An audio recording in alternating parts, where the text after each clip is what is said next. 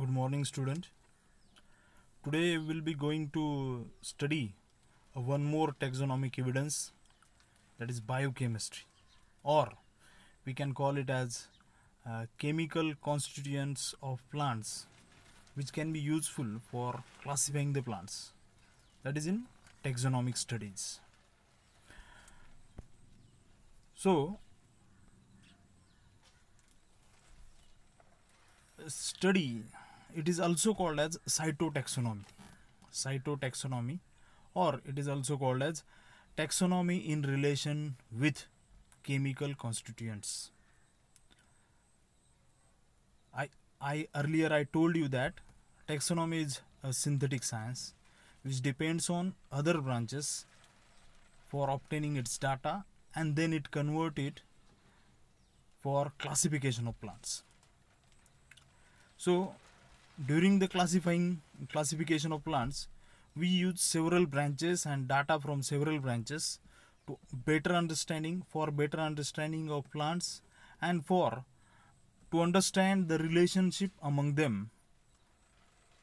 We use these data sets for classifying the plants. So cytotaxonomy can be defined as it's a study or a chemical information utilized to improve the classification of plants, or chemical information is used to improve classification and understanding the relationship among the plants. So when we started to use chemical characters, chemical profile for classifying the plants, it's very old process. As soon as man started classifying plants as edible and inedible, from then we started using chemicals as one of the tool for classifying the plants. माणसाने ज्यावेळेस कधी सुरुवातीला हे खाण्यास योग्य आहेत आणि हे खाण्यास योग्य नाहीत असं डिफरन्शिएट करायला सुरुवात केली, तिथनच आपण त्याचं केमिकल प्रोफाइल क्लासिफिकेशनसाठी वापरायला सुरुवात केली. बरोबर. Now plants evolves new defensive mechanisms to save themselves. तर ही केमिकल मेकॅनिझम म्हणजे केमिकल्स कशासाठी तयार केले जातात प्लांट्समध्ये, तर सगळ्यात महत्त्वाची गोष्ट असते त्यांचे डिफेन्स मेकॅनिझम तयार करण्यासाठी. म्हणजे वेगवेगळे हर्बिवोर्स असतात ना, ते वेगवेगळे हर्बिवोर्स या प्लांट्सला खाऊ नयेत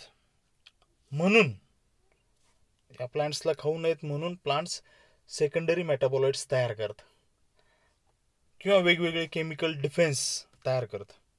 and these defensive chemicals can be used for classification of plants.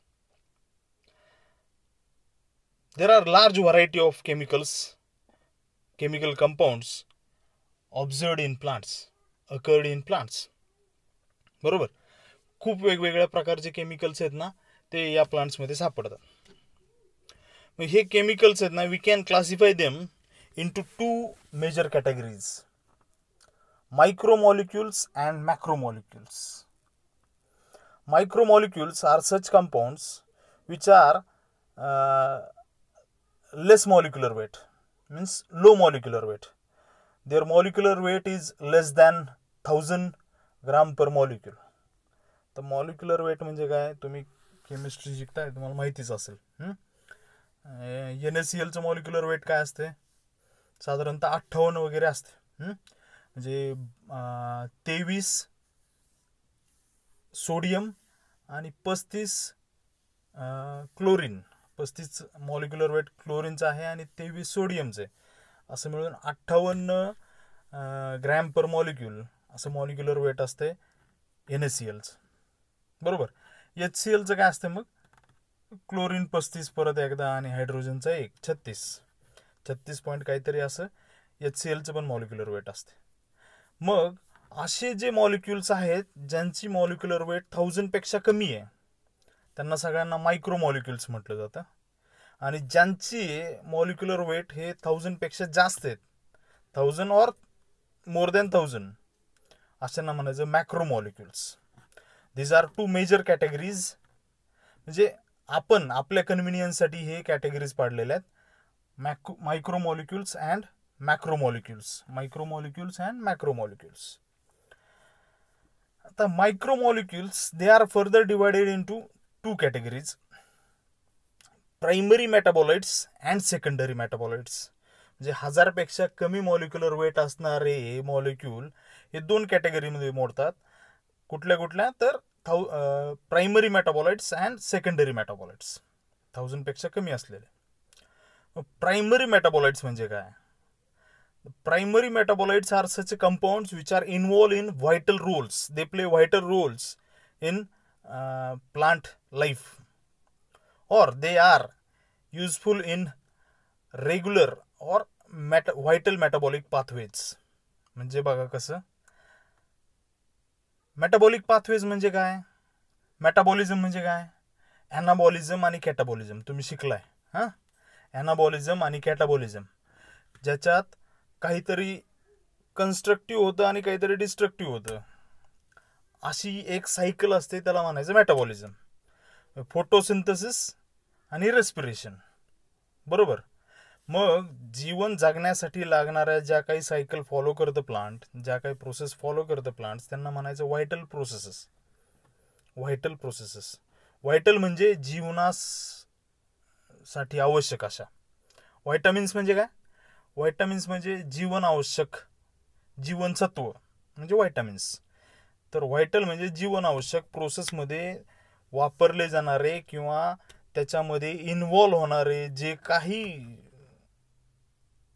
Chemicals, plant chemicals असतील, त्यांना म्हणायचं प्रायमरी मेटाबॉलाइट्स. प्रायमरी मेटाबॉलाइट्स कुठले कुठले प्रायमरी मेटाबॉलाइट्स आहेत? सिट्रिक ॲसिड, आठवते का तुम्हाला? क्रेब सायकलमध्ये सिट्रिक ॲसिड यूज होतं, है ना. सिट्रिक ॲसिडपासून आपल्याला एनर्जी ATPच्या फॉर्ममध्ये काढता येते.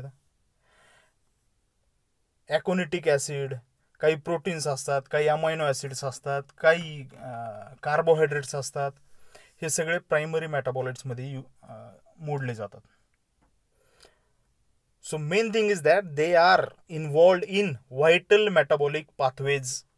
What are the vital metabolic pathways? Photosynthesis and respiration. जीवन आवश्यक पाथवेज आहेत हे दोन सगळ्यात महत्त्वाचे, बरोबर. ठीक. दुसऱ्या टाईपचे मायक्रोमॉलिक्युल्स आहेत ते म्हणजे secondary metabolites. Secondary metabolites are earlier they were treated as non useful chemicals or by products of primary metabolism.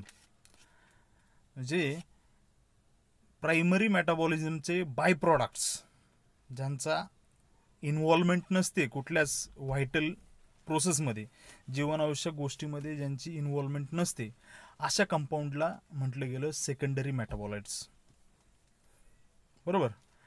They perform non vital function. पण कुठले फंक्शन, कशासाठी तयार करतं हे प्लांट? तर सगळ्यात महत्त्वाचं फंक्शन आहे ते म्हणजे आहे प्रोटेक्शन. प्रोटेक्शन फ्रॉम हर्बिवोर्स और पॅथोजन्स. पॅथोजन्सला प्रोटेक्ट करण्यासाठी, हर्बिवोरपासून स्वतःला प्रोटेक्ट करण्यासाठी हे सेकंडरी मेटाबॉलाइट्स तयार केले जातात. ठीक, काय लक्षात आलं? मायक्रोमॉलिक्युल्स दोन टाईपचे असतात, primary metabolites and secondary metabolites. आता मॅक्रोमॉलिक्युल्स बघूया आपण. मॅक्रोमॉलिक्युल्स म्हणजे काय? The compounds with high molecular weight, म्हणजे 1000 किंवा 1000 पेक्षा जास्त असं मॉलिक्युलर वेट असणारे मॅक्रोमॉलिक्युल्स यांना म्हणायचं macromolecules. Then there are two types of macromolecules, non semantide macromolecules and semantides macromolecules. तर नॉन सिमेंटाइड आणि सिमेंटाइड म्हणजे काय? पहिले आपण समजून घेऊया सिमेंटाइड मॅक्रोमॉलिक्युल्स म्हणजे काय. सिमेंटाइड मायक्रोमॉलिक्युल्स म्हणजे काय? तर which are useful in carrying information from one generation to another generation. म्हणजे जेनेटिक इन्फॉर्मेशन कॅरी करणारे मॉलिक्युल्स यांना सिमेंटाइड्स म्हणायचं. जेनेटिक इन्फॉर्मेशन कॅरी करणारे मॉलिक्युल्स यांना सिमेंटाइड म्हणायचं. कुठले मॉलिक्युल्स असतात? जे जेनेटिक इन्फॉर्मेशन कॅरी करतात, yes, DNA and RNA and some proteins. DNA आणि RNA जे आहेत ते जेनेटिक इन्फॉर्मेशन कॅरी करतात. यांना म्हणायचं सिमेंटाइड मॅक्रो मॉलिक्युल्स. मॅक्रो का, तर DNAचा मॉलिक्युलर वेट खूप मोठा असतो, खूप मोठा मॉलिक्युल आहे DNA. बरोबर. आता उरलेले म्हणजे जे जेनेटिक इन्फॉर्मेशन कॅरी करत नाहीत या जनरेशनमधनं दुसऱ्या जनरेशनपर्यंत, आणि ज्यांचं मॉलिक्युलर वेट हे 1000पेक्षा जास्त आहे, त्या सगळ्यांना म्हणायचं non semantide macro molecules. Non semantide macro molecules, the compounds which are not involved in information transfer such as starch, cellulose etcetera. याच्यात येतात मोठे मोठे प्रोटीन्स आणि कार्बोहायड्रेट्स. बरोबर. Now will see micromolecules in detail. Micromolecules दोन टाईपचे असतात, primary metabolites and secondary metabolites. Primary metabolites which are involved in vital metabolism. बरोबर, compounds which are involved in vital metabolism. आता व्हायटल मेटाबॉलिझम जे आहे म्हणजे फोटोसिंथेसिस आणि रेस्पिरेशन थोड्या बहुत फरकानं सगळ्या प्लांट्समध्ये सारखंच असते. सगळीकडे ती C3 सायकल असते किंवा C4 असेल किंवा कॅम असेल. बरोबर, या तीन C3, HSK आणि कॅम या तीन फोटोसिंथेसिसच्या प्रोसेस असू शकतात. रेस्पिरेशन पण जवळपास सारखंच असेल. एरोबिक कंडिशनमध्ये सारखं असेल, अनएरोबिक कंडिशनमध्ये सारखं असेल. बरोबर. मग ग्लायकोलायसिस पण जवळपास सारखंच असेल सगळ्यांकडे. हे जे आहे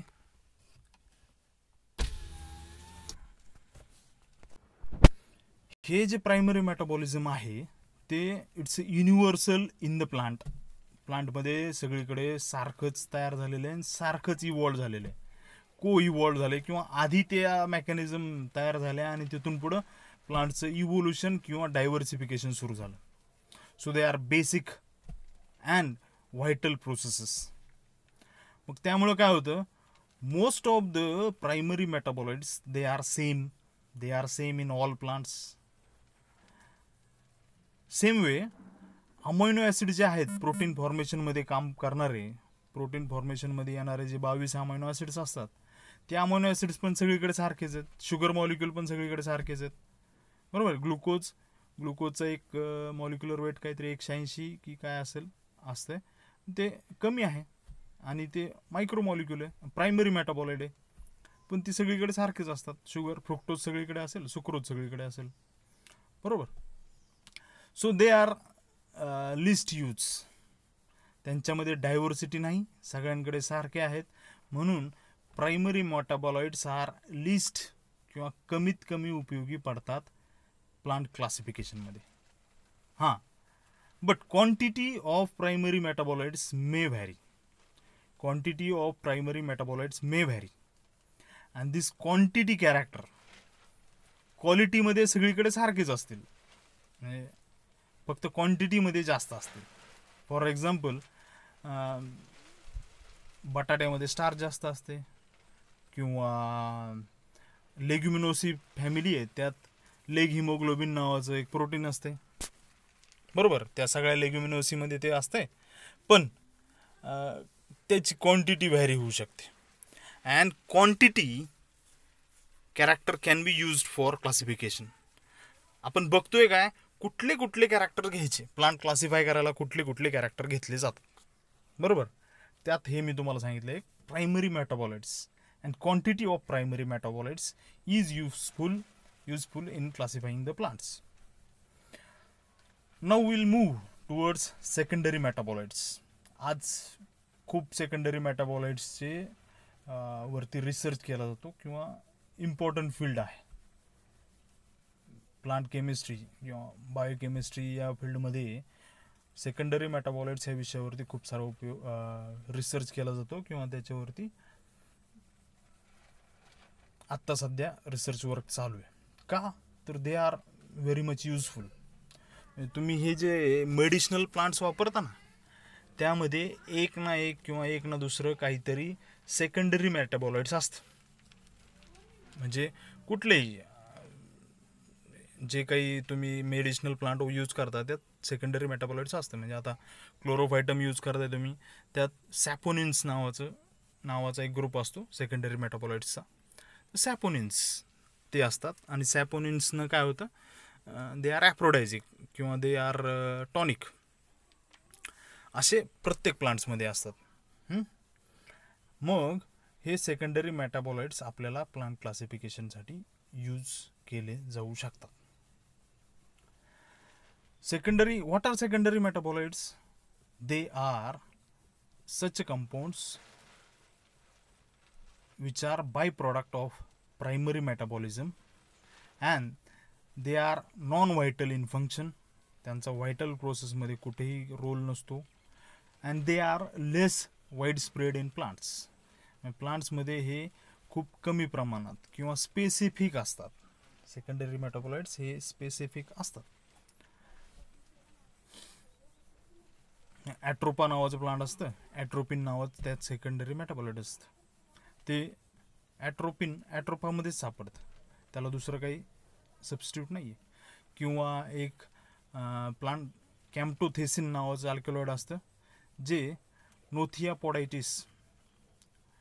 पोडायटिस निमोनियाना किंवा माफिया फोएटिडा असे झाड आहे, त्या झाडामध्ये नारक्या म्हणून एक झाड आहे, त्या नारक्या नावाच्या झाडामध्येच हे कॅम्प्टोथेसिन नावाचं सेकंडरी मेटाबॉलाइट असतं.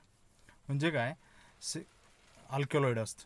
म्हणजे काय तर secondary metabolites are not wide spread, they are not universal, they are not present in every plant, they are specific. And this specific character we can use for classification or important character in chemical profiling of the plant. बरोबर.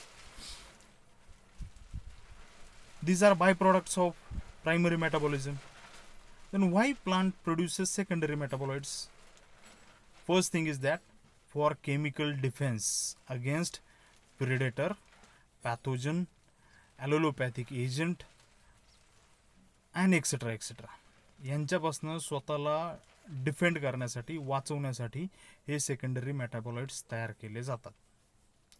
आणखीन काही ठिकाणी secondary मेटाबॉलाइट्स तयार केले जातात ते पॉलिनेशनसाठी, म्हणजे पोलनग्रेन या फ्लावरमधनं त्या स्टिग्मावर पोच करण्यासाठी, आणि डिस्पर्सल ऑफ सीडसाठी, यांच्यासाठी सेकंडरी मेटाबॉलाइट्स तयार केले जातात. मग काय काय असतात सेकंडरी मेटाबॉलाइट्स?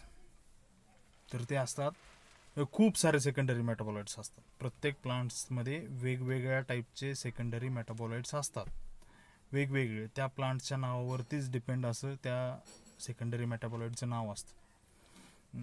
मी तुम्हाला एक पूर्ण लिस्ट सांगू शकतो, एवढे सेकंडरी मेटाबॉलाइट्स प्रत्येक प्लांटला सेपरेट असतात. पण त्यांचे काही ग्रुप्स आहेत, त्यांचे काही जे फंक्शनल ग्रुप असेल ना, त्या मॉलिक्यूलमधला जे काही फंक्शनल ॲटम असेल किंवा फंक्शनल ग्रुप असेल त्या ह्याचा, त्याच्यानुसार त्यांचे ग्रुप पाडलेले आहेत. म्हणजे काय, फिनॉलिक्स आहेत तिथे, अल्कलॉइड्स आहेत, alkaloids several types of alkaloids are there, glucosinolate आहेत, किंवा टर्पिन्स आहेत, किंवा टॅनिन्स आहेत, किंवा सॅपोनिन्स आहेत. हे सगळे सेकंडरी मेटाबॉलाइड्सचे क्लासेस आहेत. नॉन प्रोटीन अमायनो ॲसिड्स पण त्याच्यात येतात. जे अमायनो ॲसिड प्रोटीन फॉर्मेशनमध्ये किंवा जेनेटिक इन्फॉर्मेशन DNA फॉर्मेशनमध्ये उपयोग तर नसतात, अशा अमायनो ॲसिड्सला नॉन प्रोटीन अमायनो ॲसिड्स म्हटलं जातं. हे पण त्याच्यामध्ये असतात, हे युनिक असतात. So these set of secondary metabolites or chemical characters of plants can be used for classification of plants. Now we'll see macromolecules. As I told you earlier, there are two classes of macromolecules, non-cementide and cementide. Non-cementide and cementide macromolecules. The non-cementide म्हणजे काय? In addition to DNA and RNA, which will be dealt under molecular systematics. काय? DNA आणि RNA हे molecular सिस्टमॅटिक्स ह्या वेगळ्या ब्रँचमध्ये बघितले जातात. काही मायक्रोमॉलिक्युल्स आहेत ज्याच्यामध्ये प्रोटीन्स येतात किंवा कॉम्प्लेक्स पॉलिसॅकराइड येतात, जसे की स्टार्च आणि सेल्युलोज वगैरे वगैरे. हे मॅक्रोमॉलिक्युल्स यांना नॉन सिमेंटाईड मॅक्रोमॉलिक्युल्स म्हटलं जातं. त्यांचा स्टडी करून आपण प्लांट क्लासिफिकेशनमध्ये युटिलाइज करू शकतो. यात सगळ्यात जास्त स्टडी केलेली गोष्ट असेल कुठली तर स्टार्च ग्रेन्स किंवा स्टार्च ग्रॅन्युल्स. स्टार्च ग्रॅन्युल्स म्हणजे बघा, मेख ज्यावेळेस खातो ना आपण, मेख खातो बरोबर. मेख म्हणजे काकडीसारखं एक फ्रूट असते, त्याला म्हणतात कोकुमिस सेटोसस. काकडीसारखं असते, त्याच्यावर बारीक बारीक हेअर असतात, खूप सारे हेअर, आणि ते फोडल्यावर ते आतमध्ये आपल्याला ग्रॅन्युल्स दिसतात, गोळे गोळे गोळे दिसतात. Same way if you take section of some plants, they store their protein into granular form into the leaf or stem. स्टेममध्ये किंवा लीफमध्ये ते ग्रॅन्युलर फॉर्ममध्ये हे सगळे प्रोटीन्स मॉलिक्यूल स्टोअर केलेले असतात. आणि हे प्रोटीन मॉलिक्यूल कुठल्या सेलमध्ये आहेत किंवा किती प्रमाणात आहेत यांचा स्टडी SEM थ्रू केलेला study can be useful for plant classification. तर SEM म्हणजे काय? SEM म्हणजे स्कॅनिंग इलेक्ट्रॉन मायक्रोस्कोप. एक मायक्रोस्कोप असतो ज्याचं मॅग्निफिकेशन खूप सारं असते. त्या स्कॅनिंग इलेक्ट्रॉन मायक्रोस्कोपच्या अंडर ते ग्रॅन्युल्स, प्रोटीन ग्रॅन्युल्स आपण स्टडी करू शकतो आणि त्याची प्रोफाइलिंग करू शकतो. And this character holds promising character or taxonomically significant character which can be useful for classification of plants. Then we will see cementide molecules.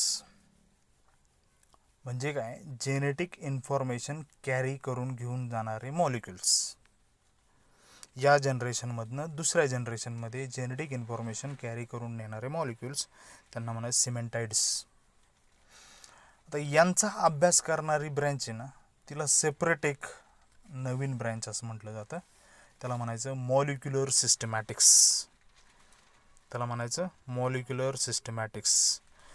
Proteins together with nucleic acids. Nucleic acids कुठले? Nucleic acid म्हणजे काय? DNA and RNA are nucleic acids, बरोबर.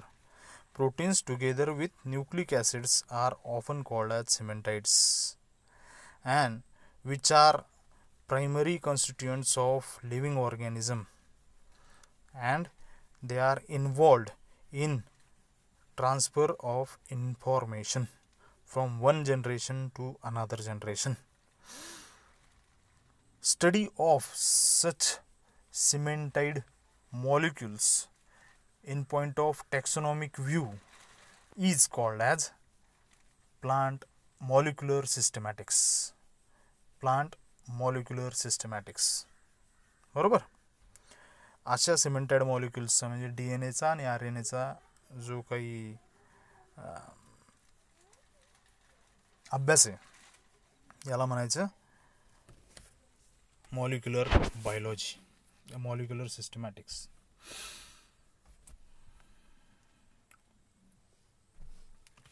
तीच सांगतो मी तुम्हाला molecular सिस्टमॅटिक्सची definition. The utilization of studies on DNA and RNA for understanding of phylogenetic relations has been great boost over the last decade. हे जे सायन्स आहे हे मागच्या 1-2 दशकांमध्ये खूप मोठ्या प्रमाणात वाढले. आणि याच्यामुळे काय होते, मॉलिक्युलर लेवलला जाऊन, अगदी मॉलिक्युलच्या लेवलला जाऊन आपण 2 प्लांटमधलं रिलेशनशिप स्टडी करू शकतो, which is final goal of biology. बायोलॉजीचा फायनल गोल काय असतो? To understand the evolution, how all these things are evolved. हे सगळं काही कसं इव्हॉल्व झालं आहे हे समजून घेणं, याला म्हणायचं आहे बायोलॉजी. आणि तुम्हाला सांगतो मी नेहमी, डॉन बॅस्कीचं एक सेंटेन्स असतं, everything in biology is nonsense except the light of evolution. जर तुम्ही इव्होल्युशन ह्या गोष्टीचा विचार केला नाही तर सगळं काही बायोलॉजी नॉनसेन्स आहे. बरोबर. मग to understand the evolution, process of evolution and phylogenetic relationship among the plant groups, we need to go to its information center. Information code करून ठेवणाऱ्या सेंटरमध्ये आपल्याला बघायला पाहिजे आणि त्याचा अभ्यास करायला पाहिजे. And this field is referred as, or this field is called as molecular systematics. This field is called as molecular systematics. Systematic use of molecular data from different location is utilized. म्हणजे आता हे systematic information जे आहेत, information सेंटरचा अभ्यास करायचा, याला म्हणायचं मॉलिक्युलर सिस्टमॅटिक्स. बरोबर, ठीक. इन्फॉर्मेशन सेंटर कुठले कुठले असतात? DNA कुठे कुठे असतो? DNA आणि RNA कुठे कुठे असतो? Do you have any idea? सांगा बरं. न्यूक्लियस मध्ये असतोच. न्यूक्लियस मध्ये DNA आणि RNA असतो. त्याला म्हणायचं न्यूक्लिअर DNA, न्यूक्लिअर RNA, काय असेल ते. Along with nucleus, chloroplastids also possesses DNA fragment, म्हणजे DNA मॉलिक्यूल. क्लोरोप्लास्ट जे आहे सेल ऑर्गनेल, त्याच्यामध्ये सुद्धा त्याचा स्वतःचा DNA असतो क्लोरोप्लास्टचा, आणि त्याला म्हणायचं CpDNA. काय म्हणायचं? CpDNA. लक्षात ठेवा, गाळेल जागा, रिकाम्या जागा, बरोबर चूक याच्यामध्ये हे विचारलं जाऊ शकतं. CpDNA म्हणजे काय? Chloroplast DNA. सेम वे मायटोकॉन्ड्रियामध्ये पण त्याचा DNA असतोय. मायटोकॉन्ड्रियामध्ये पण त्याचा DNA असतो स्वतःचा सेपरेट.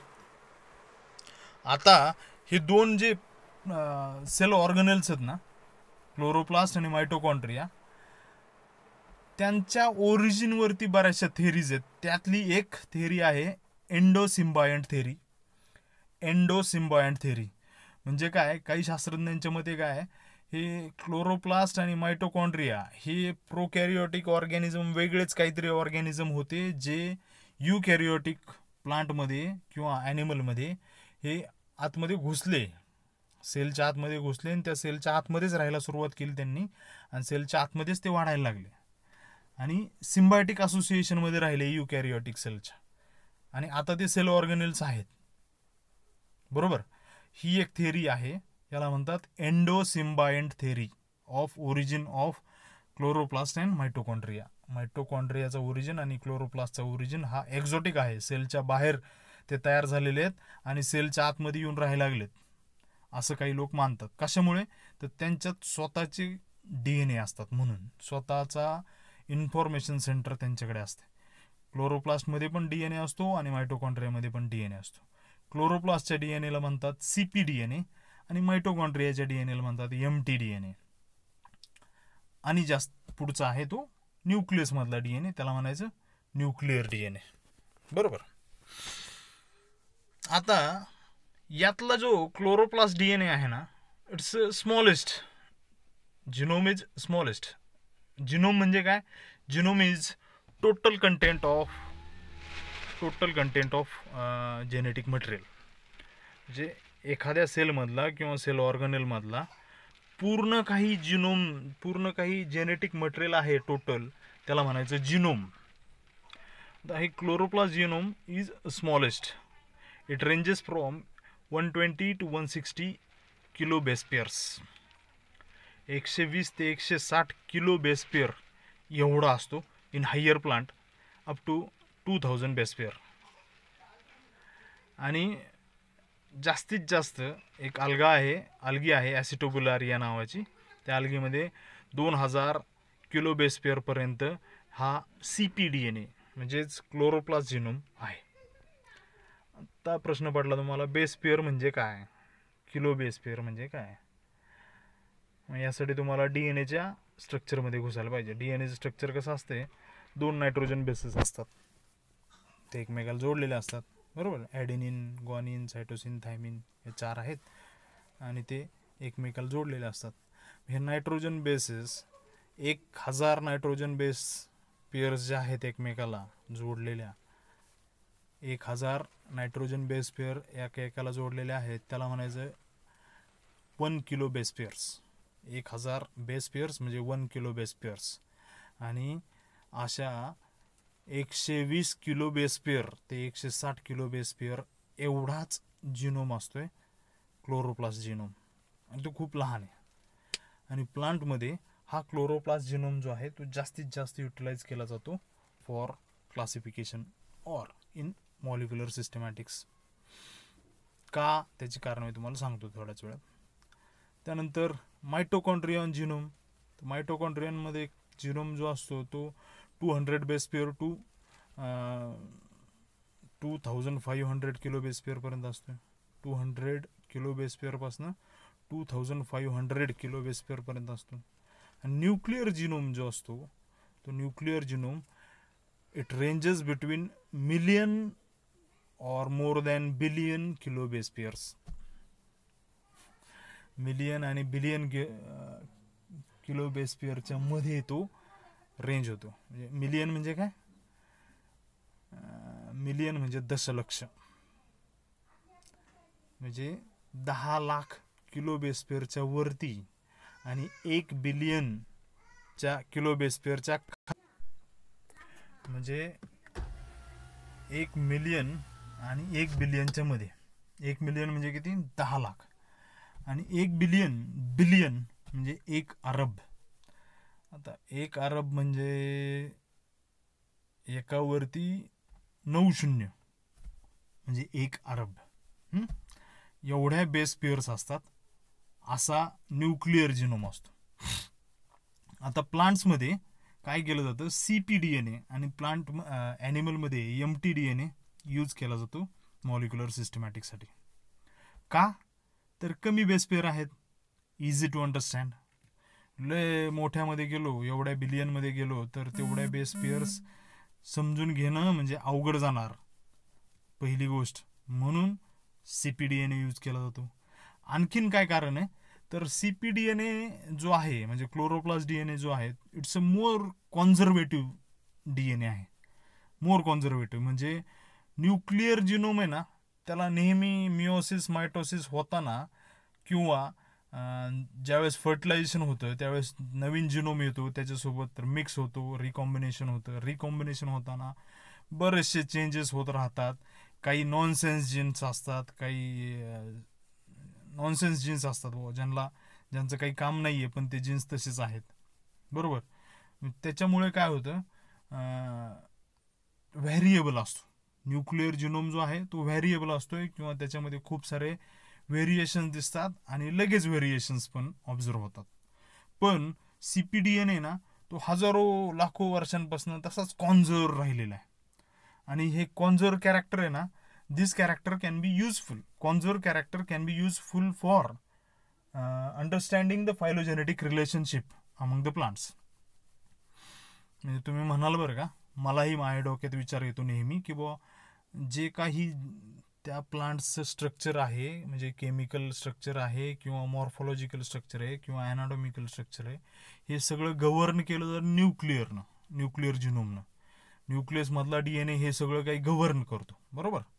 मग हे क्लोरोप्लास्टमधला जिनोम का बरं स्टडी करायचा, आणि त्याचा काय यूज आहे, जो त्याच्या मॉर्फोलॉजीमध्ये किंवा त्याच्या जीवनामध्ये जास्त काही इम्पॉर्टंट रोल प्लेच करत नाही आहे. क्लोरोप्लास्टचा DNA का स्टडी करायचा, तर क्लोरोप्लास्टचा DNA अशासाठी स्टडी करायचा आहे की तो सगळ्यात जास्त कॉन्झर्व राहिलेला आहे. म्हणजे आल्गी, सगळे प्लांट ज्यावेळेस अल्गल लेवलला होते, सगळ्यात पहिले इव्हॉल्व झाली ती आल्गी, त्यावेळेसचा त्याचा जो जिनोम आहे तो नंतर अँजिओस्पर्ममध्ये गेल्यावरती तो कसा CpDNA चेंज झाला.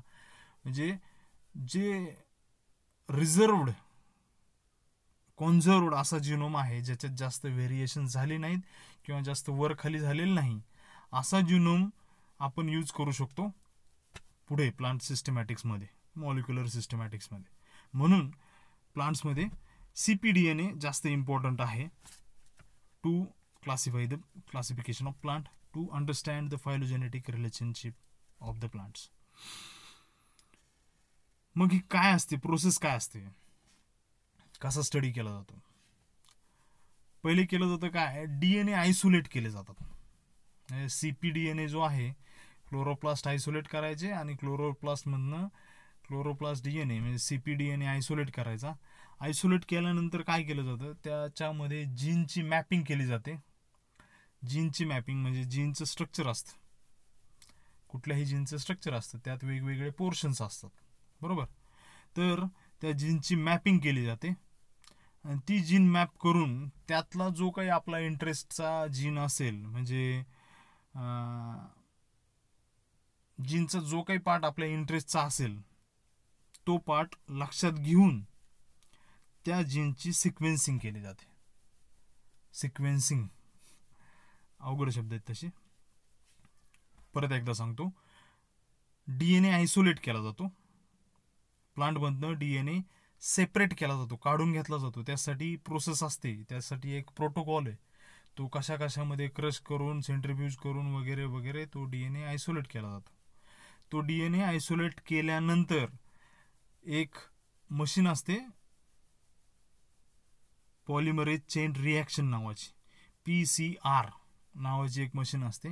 त्या PCR मध्ये तो DNA परत मल्टिप्लाय केला जातो, खूप साऱ्या मोठ्या प्रमाणात तयार केला जातो.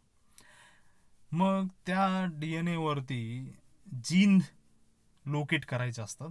DNA इज लार्ज मॉलिक्यूल, त्यातलं जीन लोकेट करायचा असतो.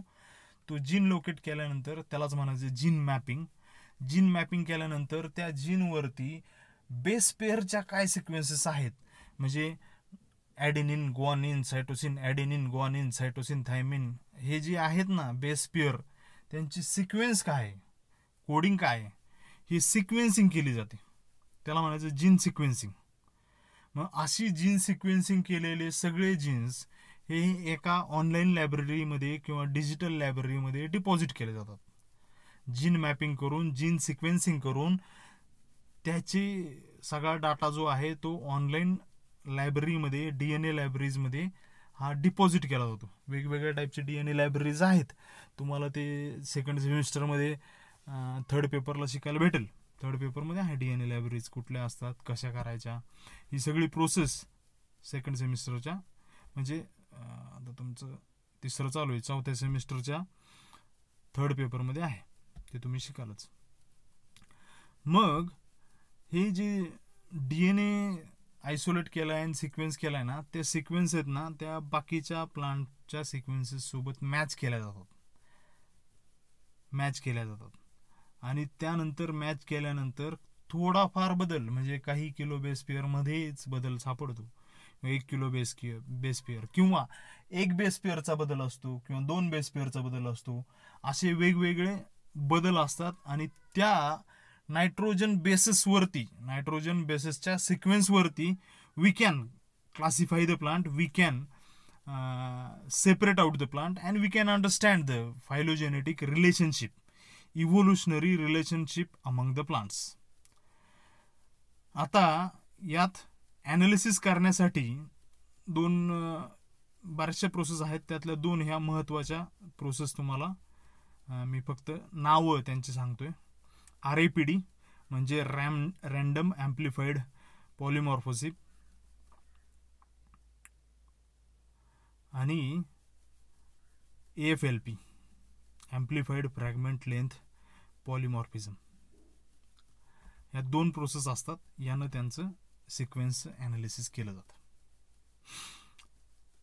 So I hope you must have understand the use of chemical constituents in plant classification, that is plant taxonomy, and use of cemented molecule, that is DNA and RNA into plant classification. बरोबर, मी 2 branches आज clear केल्यात. How this chemical profile of a plant can be useful for classification of plants, and how this DNA and RNA and their base pair sequences can be used as a tool for classification of plants. म्हणजे काय, आज घडीला सगळं काही plant classification चालतंय ना, ते या आणि याच ब्रँचवरती, मॉलिक्युलर सिस्टमॅटिक्सवरती सगळ्यात जास्त आज स्टडी केला जातोय, मॉलिक्युलर सिस्टमॅटिक्सवरती. आणि प्लांट टॅक्सॉनॉमीमध्ये असे बरेचसे युग येत गेले. युग म्हणजे काय, अगदी 1850-55 पर्यंत 1753ला लिनायसनं प्लांट क्लासिफिकेशन किंवा टॅक्झॉनॉमी याचा पाया बांधला 1750ला. त्यानं 1753ला सगळ्यात पहिलं एक बुक लिहिलं, त्याचं नाव आहे स्पेसिस प्लॅन्टारम. बरोबर. त्या स्पेसिस प्लॅन्टारमपासनं टॅक्झॉनॉमी सुरुवात झाली. 1850 पर्यंत morphology was the only character used for classification of plants. Then after that 1850 ते 1910-1920 या कालखंडापर्यंत ॲनाटॉमी ही सुद्धा एक ॲडिशनल कॅरेक्टर यूज केलं गेलं प्लांट क्लासिफिकेशनमध्ये. ॲनाटॉमीला जास्त जोर दिला गेला. म्हणजे बेंथमॅन हुकरनी काय केलं, मॉर्फोलॉजी तर यूज केलीच क्लासिफिकेशन करताना, त्यासोबत ॲनाटॉमी ही सुद्धा थोडीफार प्रमाणात क्लासिफिकेशनमध्ये यूज केली गेली. परत राज्य आलं एम्ब्रिओलॉजीचं. जगभरातले सायंटिस्ट सगळे एम्ब्रिओलॉजी ही सगळ्यात बेस आहे आणि याचा स्टडी प्लांटला अंडरस्टँड करण्यासाठी जास्त होऊ शकतो असं म्हणून म्हणजे 1890 ते 1930-1940 पर्यंत एम्ब्रिओलॉजिकल स्टडी सगळ्या प्लांट्स ग्रुपचा सुरू झाला. मॉर्फोलॉजी, मग आली ॲनाटॉमी, मग आली एम्ब्रिओलॉजी. त्याच्यानंतर आली सायटोलॉजी. सायटोलॉजी म्हणजे काय, कॅरिओटायपिंग. त्याचं क्रोमोझोम काढायचे, क्रोमोझोमचे शेप्स बघायचे, इडिओग्राम तयार करायचा, कॅरिओटाईप तयार करायचा, किंवा क्रोमोझोमवरती बँड जे आहेत ना ते बँड्स बघायचे. वेगवेगळे स्टेन्स असतात आणि त्या स्टेननुसार क्रोमोझोम बँडिंग करता येते आणि ती बँडिंग आपल्याला कळू शकते. त्यानं आपण क्रोमोझोमची मॉर्फोलॉजी स्टडी करू शकतो. हे एक ॲडिशनल त्याच्यात आली. त्यानंतर 1950 पासनं पुढं ते 1980-90 पर्यंत फायटोकेमिस्ट्री म्हणजे प्लांट केमिस्ट्री ही मोठ्या प्रमाणात यूज झाली प्लांट क्लासिफाय करण्यासाठी. आज आपण त्या फायटोकेमिस्ट्रीच्या पुढे चाललो, मॉलिक्युलर बायोलॉजी या विश्वात चाललो आहे. इथं फक्त DNA आणि RNA आणि यांच्यावरच्या नायट्रोजन बेस पेअर्स यांचा जास्तीत जास्त यूज केला जातोय प्लांट क्लासिफिकेशनसाठी. पण alone molecular सिस्टमॅटिक्स cannot be used for classification of plants. फक्त मॉलिक्युलर सिस्टमॅटिक्स, फक्त DNA काढतोय, RNA काढतोय आणि त्यांचे सिक्वेन्स करतोय आणि त्याच्यावरनं मी काहीतरी इंटरप्रिट करतोय, it will not do. I need to consult morphology as well as anatomy, as well as embryology, as well as cytology, as well as ecology, everything prior to molecular biology, then molecular biology. So I have to consult all these fields for classifying the plants, for understanding the plants. Alone, molecular biology cannot be a plant classification. It can be a tool. It can be a tool for classifying the plants. ते एक म्हणजे बाकीच्या सगळ्या टूलसोबत anatomy एक tool आहे, anatomy एक evidence आहे, तसं मॉलिक्युलर बायोलॉजी हा पण एक एव्हिडन्स कन्सिडर करायला पाहिजे आणि सगळ्यांना इक्वल वेटेज द्यायला पाहिजे. So finally I want to conclude entire topic taxonomy in relation with. Conclusion काय, तर taxonomy is a synthetic discipline which depends on other plant sciences for obtaining its data. त्याचा data मिळवण्यासाठी taxonomy हे बाकीच्या plant सायन्सेसवरती depend असते. For example anatomy, embryology, cytology, then phytochemistry, then molecular biology, etcetera etcetera etcetera. बरोबर. I hope तुम्हाला सगळा topic लक्षात आला आहे. बहुतांचे मी व्हिडिओ अपलोड केलेले आहेत यूट्यूबवरती, तुम्ही ते व्हिडिओ कधीही बघू शकता. आणि जर मी काही 2-3 लेक्चर्स असे कंडक्ट केलेत, तर लेक्चर्स पण तुम्ही लेक्चरला तुम्ही जर ॲब्सेंट होते तर तुम्ही मला पर्सनली कॉन्टॅक्ट करून त्या लेक्चरबद्दल तुम्ही तुमचं शंका निरसन करून घेऊ शकता. Right now we'll stop here.